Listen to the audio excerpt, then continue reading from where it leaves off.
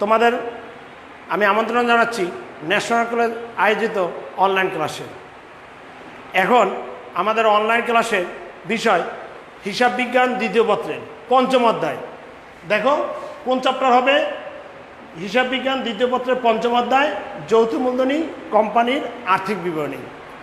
এর পূর্বে তোমাদের এই যৌথ মূলধনী কোম্পানির আর্থিক বিবরণী 3টি ক্লাস হয়েছিল। গত সপ্তাহে 3টি ক্লাস হয়েছিল।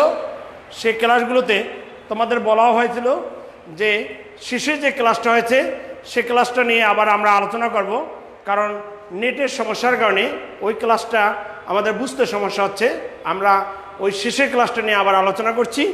সেখানে বলা হয়েছিল যে একটি কোম্পানি 5টি ধাপে যৌথ মূলধনী কোম্পানির যে আর্থিক বিবরণী প্রস্তুত করে। এখন এই যৌথ মূলধনী কোম্পানির যে আর্থিক বিবরণী প্রস্তুতির পূর্বে আমাদের কিছু জিনিস জানতে হবে। সেটা হলো, সর্বপ্রথম ছিল এক মালিকানা কারবার। এক মালিকানা কারবার যখন আর্থিক বিবরণী তৈরি করে সেখানে কোনো নিয়মকানুন না মানলেও চলে।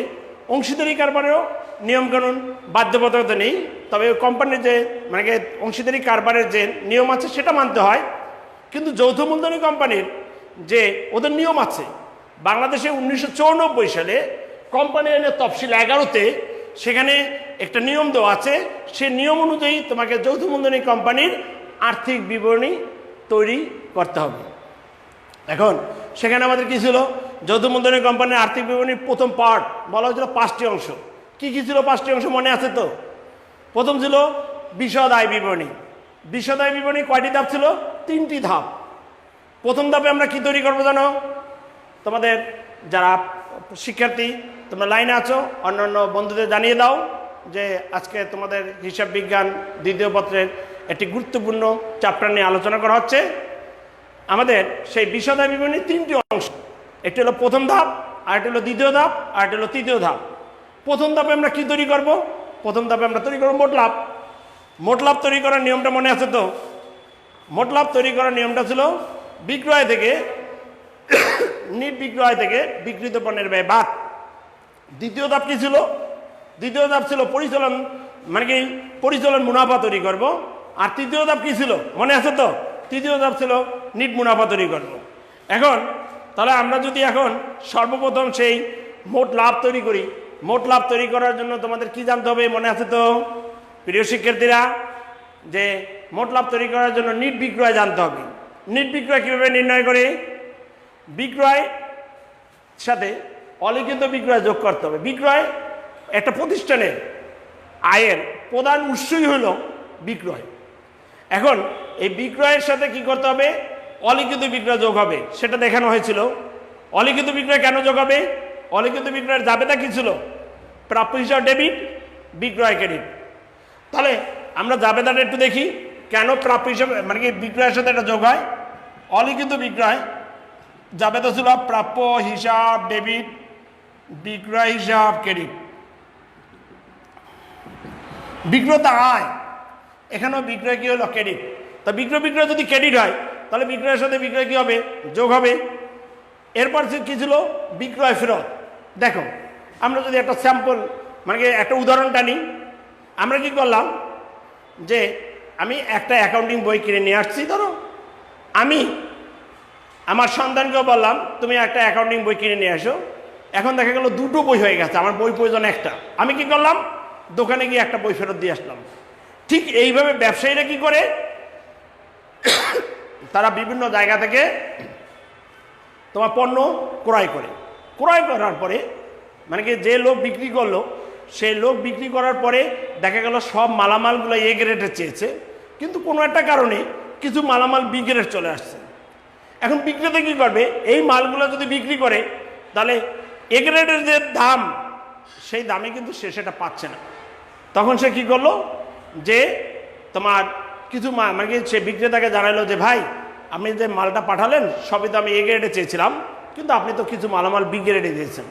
তখন বললো ঠিক আছে, তাহলে আপনি একটা কাজ করেন, সেখানে আপনি ফেরত দিতে পারেন এই একটা পদ্ধতি, অথবা আপনাকে যে বিক্রয় মূল্য ধার্য করা হয়েছে সেখান থেকে কিছু মূল্য ফেরত দিতে পারেন। তাহলে আমরা যদি সেই নির্বিক্রয়টা নির্ণয় করব, প্রথম নির্বিক্রয় থেকে কী করতে হবে? বিক্রিত পণ্যের ব্যয় বাদ দিতে হবে। তাহলে আমরা সেই বিশদ আয় বিবরণীর একটু মুছতে হচ্ছে এই কারণে, কারণ আমার বোর্ডটা এতটুকু প্রয়োজন। বিশদায় বিবরণীর যে আমাদের ধাপটা, বিশদ আয় বিবরণী, উপরে তো কোম্পানির নাম লিখতেই হবে।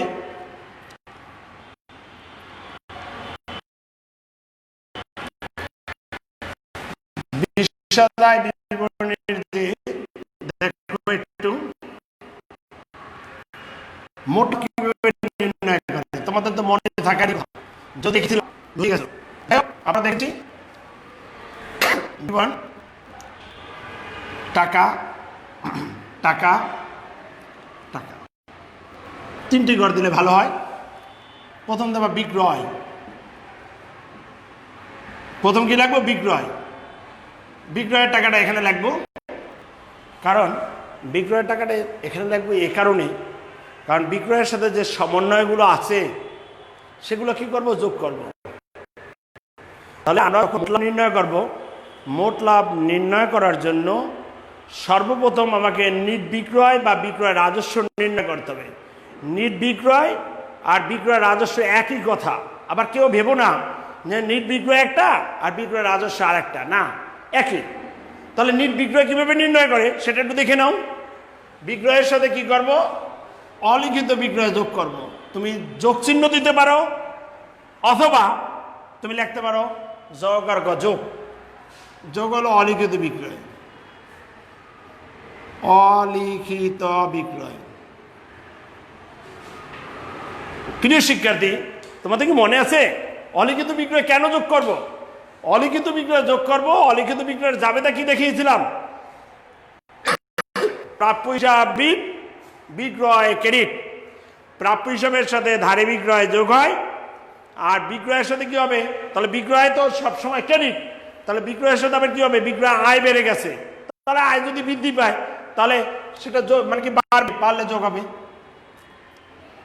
এরপর কি করবা? বাদ দেবা বিক্রয় ফেরত।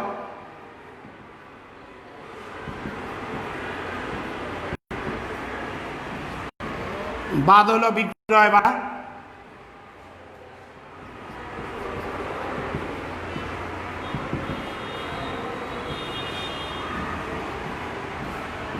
বাদ হলো কি? মুনাফাবিহীন বিক্রয়। মুনাফাবিহীন বিক্রয়, মুনাফাবিহীন বিক্রয়।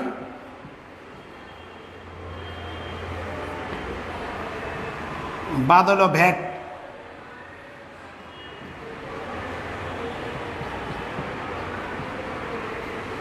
এরপরে কি করবা? যে উত্তরটা পাওয়া যাবে সেটার নাম কি? নিট বিক্রয় বা বিক্রয় রাজস্ব। প্রিয় শিক্ষার্থী, আমরা যদি কোনো প্রশ্ন বুঝতে সমস্যা হয় বা কোনো কিছু তোমাদের জানার প্রয়োজন হয়, তোমরা অবশ্যই এখানে কমেন্ট বক্সে লিখবে, এবং যারা যারা উপস্থিত আছো তারা প্রয়োজন বোধে তোমাদের নাম এবং রোলটি দিয়ে দিবে। এখানে কি আছে তোমাদের? প্রথম আছে বিক্রয়। বিক্রয়ের সাথে কি করবা? অলিখিত বিক্রয় যোগ করবা।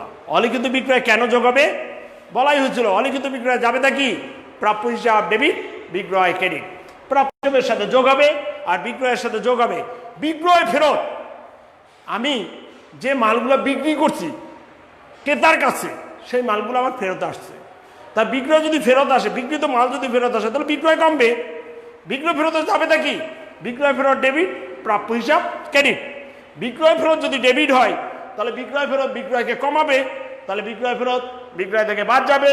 তারপর হলো বিক্রয় বার্তা। বিক্রয় বার্তা এমনও তো হয়, আমি যে মালামালগুলো কিনে আনলাম, একটু আগে তো তোমাদের উদাহরণটা দিয়েছি, যে মালামালগুলো কিনে আনছি সেখানে সব এ গ্রেড দেওয়ার কথা, কিন্তু দিয়েছে কি? কিছু বি গ্রেডের মালামাল, ভুলে 2 প্যাকেট বি গ্রেড চলে আসছে। আমি তাকে বললাম যে ভাই, আপনি চট্টগ্রাম থেকে আমাকে যে মালটা পাঠিয়েছেন সেই মালটা আমি সব চেয়েছিলাম এ গ্রেড। আমি এখন কাস্টমারকে যদি এই এ গ্রেডের মালের পরিবর্তে বি গ্রেডের মালামাল সরবরাহ করা হয়, সেক্ষেত্রে কাস্টমার নষ্ট হতে পারে। কি করব ভাই?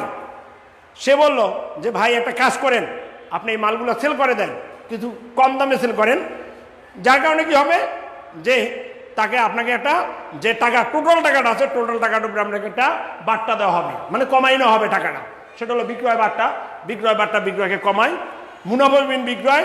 মুনাফাবিহীন বিক্রয়ের জাবেদা হলো বিক্রয় ডেবিট ক্রয় ক্রেডিট, বিক্রয় ডেবিট ক্রয় ক্রেডিট। বিক্রয় ডেবিট মানে বিক্রয় কমবে, আর ক্রয় ক্রেডিট ক্রয় বাড়বে, মানে ক্রয়ও কমবে। তাহলে বিক্রয় ডেবিট, আমরা বিক্রয় সবসময় কি করি? ক্রেডিট করি। তাহলে বিক্রয়কে যখন ডেবিট করব অবশ্যই বিক্রয় থেকে কমবে, আর ক্রয় ক্রেডিট ক্রয় কমবে। এরপর ভ্যাট, আমরা যখন মাল ক্রয় করি তখন ক্রেতা ভ্যাট দিয়ে আসে, আমরা যখন মাল বিক্রি করি তখন বিক্রেতা ভ্যাট গ্রহণ করে, এবং এই ক্রেতার ভ্যাট আমি যখন ভ্যাটটা দিয়ে আসি এবং বিক্রেতার কাছ থেকে যে ভ্যাটটা গ্রহণ করি, এই দুইটা ভ্যাটের ব্যবধান সরকারি কোষাগারে জমা দেওয়া হয়। এটাকে আমরা বিস্তারিত একটা অঙ্কই দেখানো হবে, সেখানে ভ্যাট নিয়ে আমরা পুরোপুরি আলোচনা করব। আর ভ্যাট থাকলে ভ্যাট বাদ দিবা, আর ভ্যাট যদি না থাকে ভ্যাট বাদ দেওয়ার দরকার নেই। এই যে উত্তরটা পাওয়া যাবে, দেখো তাহলে কি লিখলাম? বিক্রয় যোগ অলিখিত বিক্রয় বা বিক্রয় ফেরত বা বিক্রয় বাট্টা বা মুনাফাবিহীন বিক্রয় বা ভ্যাট, পাওয়া যাবে নিট বিক্রয় বা বিক্রয় রাজস্ব। নিট বিক্রয়, এইটা কি বলা হয়? বিক্রয় রাজস্ব, বিক্রয় রাজস্ব। প্রিয় শিক্ষার্থী, তাহলে আমরা কি পেলাম? বিক্রয়ের সাথে অলিখিত বিক্রয় যোগ করলাম, বিক্রয় ফেরত বাদ দিলাম, বিক্রয় বাট্টা বাদ দিলাম, মুনাফাবিহীন বিক্রয় বাদ দিলাম, তারপর ভ্যাট বাদ দিলাম, পাওয়া গেল নিট বিক্রয় বা বিক্রয় রাজস্ব। এই নিট বিক্রয় বা বিক্রয় রাজস্ব থেকে কি করতে হবে? বিক্রিত পণ্যের ব্যয় বাদ দিতে হবে। তোমরা বিক্রিত পণ্যের ব্যয়টা তো জানো, এর আগে একটু দেখে নেই কেউ কোনো প্রশ্ন করেছো কিনা। তাহলে সেক্ষেত্রে যাক, একটু দেখা যাক কি আছে তোমাদের এখানে। বিক্রিত পণ্যের ব্যয়, বিক্রিত পণ্যের ব্যয়টা কীভাবে নির্ণয় করবে? বিক্রিত পণ্যের ব্যয় মনেই তো আছে, আমরা গত ক্লাসে দেখিয়েছিলাম, বলেওছিলাম। প্রথম হলো প্রারম্ভিক মজুত পণ্য। বিক্রিত পণ্যের ব্যয়টা কি? বিক্রিত পণ্যের ব্যয় নির্ণয়ের পূর্বে আমরা সমাপনী মজুত পণ্য বাদ দেওয়ার পূর্ব পর্যন্ত যে ব্যয়টা পাই, মানে পণ্যটা বিক্রি করতে গিয়া যে ব্যয়টা সংঘটিত হয় তাকে বলে বিক্রিত পণ্যের ব্যয়। পণ্য বিক্রি করতে গিয়া যে ব্যয়টা সংঘটিত করতে হয়, মানে সমাপনী মজুত পণ্য বাদ দেওয়ার পূর্বে, সেটা হলো বিক্রয়যোগ্য পণ্যের ব্যয়। মানে আমি কি এই পণ্যটা আমি কি করতে পারবো? বাজারে বিক্রি করতে পারবো। আর এটা বিক্রি করতে গিয়ে কি কি ব্যয় হচ্ছে দেখো, এখান থেকে কি বাদ দিব? বিক্রিত পণ্যের ব্যয় বাদ দিব। আমি একটু মুছে নিলাম, আমি এই উত্তরটা উপরে লিখে দিচ্ছি।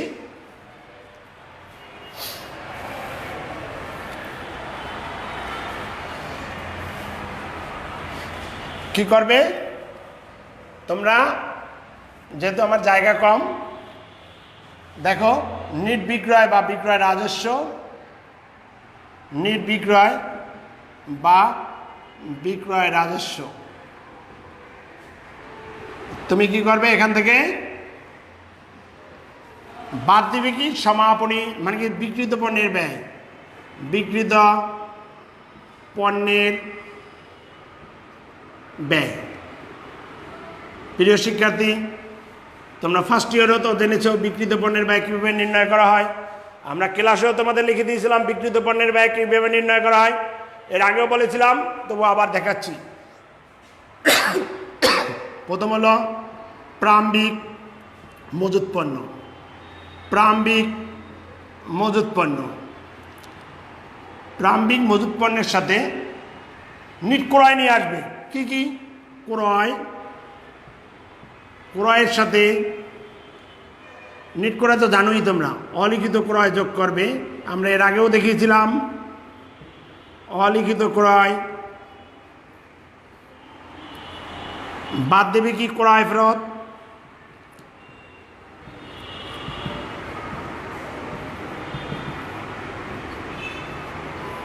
বাদ দেবে কি? ক্রয় বাট্টা।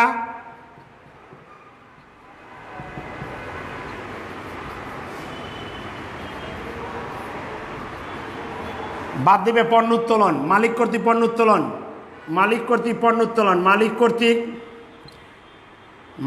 কর্তৃক পণ্য উত্তোলন।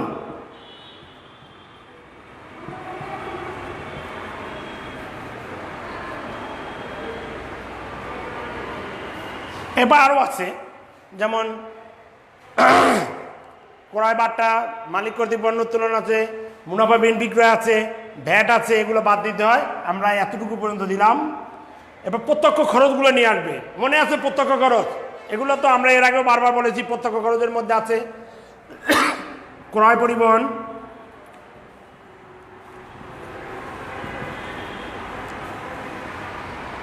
মজুরি,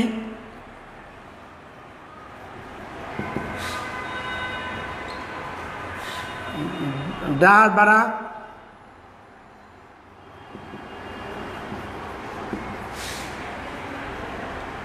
ডক চার্জ, এগুলো যোগ করবে। এটা একটা উত্তর পাওয়া যায় যেটার নাম হলো বিক্রয়যোগ্য পণ্যের ব্যয়। যেটার নাম হলো বিক্রয়যোগ্য পণ্যের ব্যয়। বিক্রয়যোগ্য পণ্যের ব্যয়, বিক্রয়যোগ্য পণ্যের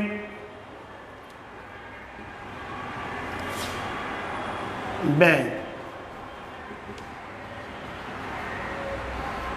এটার নাম।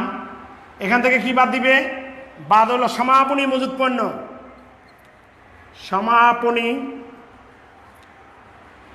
মজুত পণ্য।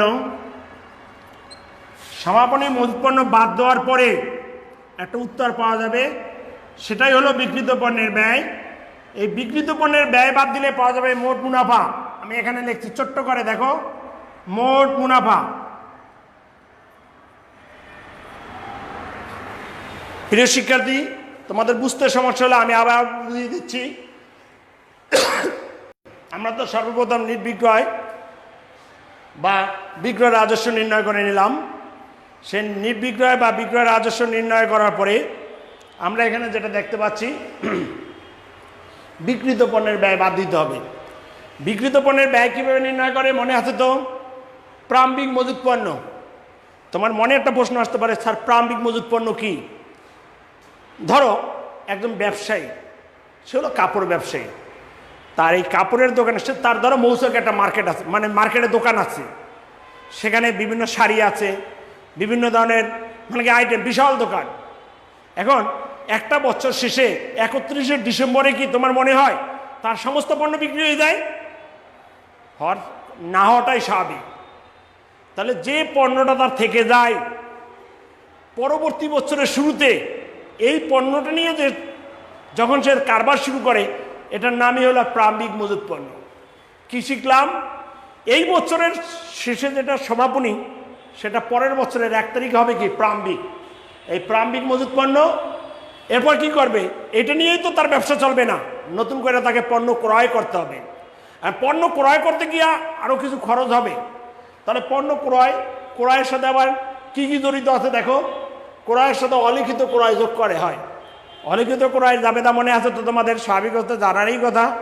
অলিখিত ক্রয়ের জাবেদা হলো ক্রয় ডেবিট, পদ হিসাব ক্রেডিট বা পাওনাদার ক্রেডিট। ক্রয় ডেবিট, পাওনাদার বা পদ হিসাব ক্রেডিট। তাহলে অলিখিত ক্রয়ের সাথে কি হয়? যোগ হয়।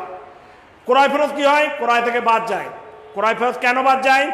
ক্রয় ফেরতের জাবেদা মনে আছে তোমাদের? ক্রয় ফেরতের জাবেদা হলো পদ হিসাব ডেবিট, ক্রয় ফেরত ক্রেডিট। প্রিয় শিক্ষার্থী, আমরা যে প্রথম বর্ষে সেই জাবেদাগুলো করেছিলাম, সেই জাবেদার উপরে ভিত্তি করে কিন্তু আমাদের সমন্বয় জাবেদা করা হয়। সমন্বয় জাবেদার সেই কার্যক্রমগুলো কিন্তু এখানে সব প্রভাব পড়ে। দেখো, ক্রয় ফেরতের জাবেদা কি দেখলাম? ক্রয় ফেরতের জাবেদা হলো পাওনাদার ডেবিট, ক্রয় ফেরত ক্রেডিট বা পদ হিসাব ডেবিট, ক্রয় ফেরত ক্রেডিট। ক্রয় ফেরত ক্রয়কে কমায়, ক্রয় বার্তা ক্রয়কে কমায়। মালিক কর্তৃক পণ্য উত্তোলন, মালিক তার ব্যবসা থেকে যদি পণ্য তুলে নেয়, তাহলে পণ্য কি কমে না বাড়ে? স্বাভাবিক অবস্থায় কমে। তাই পণ্য যদি কমেই যায়, তাহলে মালিক কর্তৃক পণ্য উত্তোলনে যাবে তা কি? মানে কি উত্তোলন ডেবিট, ক্রয় ক্রেডিট। এখন কি করবে? তাহলে পণ্য উত্তোলন ক্রয় থেকে কি হবে? বাদ যাবে। এখন শোনো, এরপর কি বলছি? প্রত্যক্ষ খরচগুলো যোগ হবে। প্রত্যক্ষ খরচ কি? পণ্য ক্রয় করতে গিয়া যে খরচগুলো জড়িত, তাহলে সেগুলো হলো প্রত্যক্ষ খরচ। কি কি আছে? ক্রয় পরিবহন। ক্রয় পরিবহন আছে, কারণ অনেক সময় আমরা কি করি, পণ্যটা ক্রয় করার পর সেটা ক্রেতা কি করে, মানে ক্রেতাকে বাসায় পৌঁছেই দিতে হয়। সেই ক্রেতাকে যে বাসায় পৌঁছেই দিতে হয়, তার জন্য পরিবহন খরচটা বিক্রেতাই বহন করে। মানে আমি কি করলাম, একটু উদাহরণের মাধ্যমে যদি বলি, আমি আমার এলাকায় 1 বস্তা চাল কিনবো, আমি দোকানদারকে বললাম ভাই চালের দাম কত, সে বলল ভাই 2700 টাকা, আর বললাম বাসায় বুঝিয়ে দিলে বলে 2800 টাকা দিতে হবে। আমি কি করলাম, তাকে 2800 টাকা দিয়ে দিলাম, সে তার পণ্যটা আমার বাসায় বুঝিয়ে দিল। তাহলে আমার ক্রয় বাবদ টোটাল খরচ কত, 2700 আর পরিবহন 100, তাহলে 2800 টাকা। এটা হলো ক্রয় পরিবহন এবং মজুরি। কারণ পণ্য কিনলেই তো হবে না, এটা উৎপাদন যারা করবে বা যারা কার্যক্রমগুলো করবে বা যে শ্রমিকরা এটা পরিবহন করবে তাদের একটা মজুরি দিতে হবে, সেটা হলো মজুরি। জাহাজ ভাড়া, পণ্যটা যদি আমরা সেই ধরো জাপান থেকে ক্রয় করি, চীন থেকে ক্রয় করি, অনেক সময় প্লেনে আসে, অনেক সময় জাহাজে আসে। এখন তোমরা প্রশ্ন করতে পারো যে স্যার, যে সব সময় আমরা যদি প্লেনে আনি, দেখো একটা জেনারেটর যদি ক্রয় করা হয় বিদেশ থেকে, সেক্ষেত্রে কি হচ্ছে, সেই জেনারেটরটা তো অবশ্যই জাহাজে আসবে। তাহলে জাহাজে যে আসবে সেই জাহাজ কর্তৃপক্ষকে একটা ভাড়া দেওয়া হবে, যেটার নাম হলো জাহাজ ভাড়া। এবার ডক চার্জ, এটার ব্যাপারে তোমরা তো অবগত আছো। কারণ আমাদের দেশে জাহাজ যখন ভিড়ে, সেই জাহাজের মালটা মানে ওই যে ব্যক্তি এই মালটা আনয়ন করে বাংলাদেশে, সেখান থেকে তার এলসির একটা ব্যাপার আছে, এলসি খুলে, তো প্রথম তো এলসি খুলে, তারপর কাস্টমসের একটা ব্যাপার আছে, সেই কাস্টমসের সব কিছু করতে তার দেখা যায় 15 দিন 1 মাস লেগে যায়। কিন্তু জাহাজে যখন পণ্যটা আসবে, সেই জাহাজটা তো আর তোমার পণ্যটা খালাস পর্যন্ত শুধু অপেক্ষা করবে, হয়তো বা 7 দিন 10 দিন, এর মধ্যে মালটা তাকে কি করতে হবে, জাহাজ থেকে নামাই নিয়ে আসতে হবে। জাহাজ থেকে যখন পণ্যটা নামাই নিয়ে আসবে, পণ্যটা রাখবে কোথায়, যে জায়গাটা রাখা হয় চট্টগ্রাম পোর্টের যে জায়গায় রাখা হয়, সেই বন্দর কর্তৃপক্ষকে একটা চার্জ দিতে হয়। বাংলাদেশে প্রতিদিন একটা কন্টেনারের জন্য $1.5 দিতে হয়, যেটা হলো ডক চার্জ। ডক চার্জ কি করে, পণ্যের ক্রয় মূল্য বাড়িয়ে দেয়। এই যে পণ্যটা, এই যে ক্রয় থেকে মানে আমরা কি করলাম, ডক চার্জ, এই ডক চার্জ পর্যন্ত যত আছে এই খরচগুলোকে বলা হয়, এগুলো কি বিক্রয়যোগ্য পণ্যের ব্যয়। কারণ হলো এই পণ্যটা বিক্রি করতে গিয়া তাকে এই ব্যয়টা সৃষ্টি হয়েছে, এটার নামই হলো বিক্রয়যোগ্য পণ্যের ব্যয়। মানে বিক্রয়ের উপযোগী করতে গিয়ে এই ব্যয়টা হয়েছে, এই বিক্রয়যোগ্য পণ্যের ব্যয়। এখন বিক্রয়যোগ্য পণ্যের ব্যয় থেকে তুমি কি করবা, সমাপনী মজুত পণ্য বাদ দিবা। যে পণ্যটা এবছর বিক্রি করবে না, বছরের শেষে রেখে দিবা, সেটা হলো সমাপনী মজুত পণ্য। সমাপনী মজুত পণ্য বাদ দিলে পাওয়া যাবে কি, মানে কি তোমার পাওয়া যাবে কি, মনে আছে তো, বিক্রিত পণ্যের ব্যয়। তাহলে নিট বিক্রয় থেকে বিক্রিত পণ্যের ব্যয় বাদ দিলে পাওয়া যাবে মোট মুনাফা। প্রিয় শিক্ষার্থী, এখন আজকের যে যতটুকু দেখিয়েছি, এর মধ্যে কি কি ধরনের প্রশ্নগুলো হতে পারে, তোমার প্রশ্ন হতে পারে নিট ক্রয় নির্ণয় করো, এটা একটা প্রশ্ন হতে পারে, সৃজনশীল আসতে পারে। বিক্রিত পণ্যের ব্যয় নির্ণয় করো, দ্বিতীয় প্রশ্ন হতে পারে। তৃতীয় প্রশ্ন কি হতে পারে, বিক্রয়যোগ্য পণ্যের ব্যয় নির্ণয় করো। বিক্রয়যোগ্য পণ্যের ব্যয় প্রারম্ভিক মজুত পণ্য থেকে এই যে প্রত্যক্ষ খরচ পর্যন্ত যতগুলো প্রত্যক্ষ খরচ থাকবে, সেগুলো যোগ করে দিলে যেটা পাওয়া যাবে সেটা হলো বিক্রয়যোগ্য পণ্যের ব্যয়। আর বিক্রয়যোগ্য পণ্যের ব্যয় থেকে মানে কি, যখন সমাপনী মজুত পণ্য বাদ দেওয়া হয়, যেটা পাওয়া যায় সেটা হলো বিক্রিত পণ্যের ব্যয়। সেই বিক্রিত পণ্যের ব্যয় কি করা হয়, বিক্রয় থেকে বিক্রিত পণ্যের ব্যয় বাদ দিলে পাওয়া যায় মোট মুনাফা। প্রিয় শিক্ষার্থী, আমি আবারও একটু বলে দিচ্ছি কি কি সৃজনশীল প্রশ্ন আজকের ক্লাসটির উপরে হতে পারে। প্রথম তোমাকে প্রশ্ন করতে পারে নিট বিক্রয় নির্ণয় করো।